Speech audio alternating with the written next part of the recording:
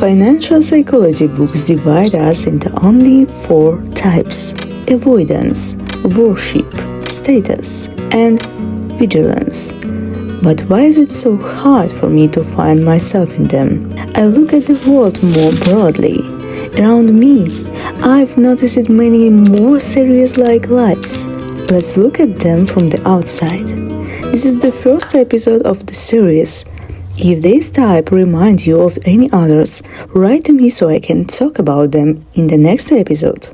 The shadow. She never spends. No new clothes, no travel, no restaurants. She just saves without even having a goal. She collects safety that is never enough. The eternal student.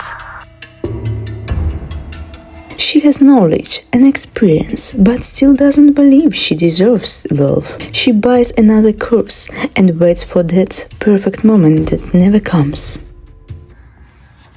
The picture.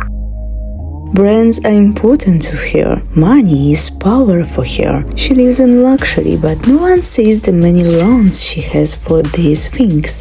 The main thing is the picture. Workaholic investor. She constantly invests.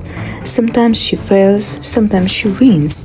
She has capital, but no one sees the total burnout from hard work behind these numbers. Lucky one. She received an inheritance and bought the most expensive car, thinking it was an investment. But she doesn't understand cars, so without even realizing it, she lost money, and the value of such a purchase will decrease over time. The one-paycheck person.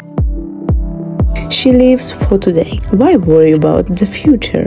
Good food, parties, very necessary things that go in the trash after a month. And then she waits 2 more weeks for the next paycheck. We all do what we think is right at the moment. What about me? I've made mistakes too. I didn't take risks when my knowledge said act. I had enough experience to see the chance, but not enough courage to take a step. I invested too little in myself because deep down I didn't believe I could succeed. I believed the illusion that you can become a millionaire in a year without a strategy, just by listening to gurus. I let the fear of wars keep me just afloat. But there is one truth we often forget. Money changes all of us. Every archetype I've talked about risks losing themselves the moment they get the big win. Because if you haven't found your balance now, big money will only highlight your fears. The shadow won't get happier with a million. On the contrary, she will lose her peace. She will see enemies everywhere and fear that this money will only bring problems. The eternal student, even with capital, won't feel her importance. She will either keep buying endless courses or just give up and only rest, never reaching her potential. The picture will just build in a bigger golden cage. Her wardrobe will become endless, but the feeling of self-worth will never appear. The workaholic investor will invest more aggressively, burning out completely without ever testing life. The lucky one and the one-paycheck person will just speed up their ends, an impulsive purchase with all the money, and in a month they are back where they started, only with the bitter taste of a lost chance. Money is an amplifier. If there is chaos inside, money will make it bigger, and that's why I want to tell you the most important thing. Don't rush into depression or worry that you haven't achieved something yet.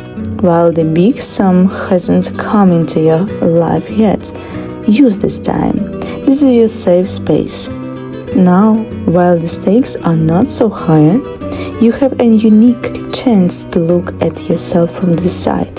What flaws do you have now?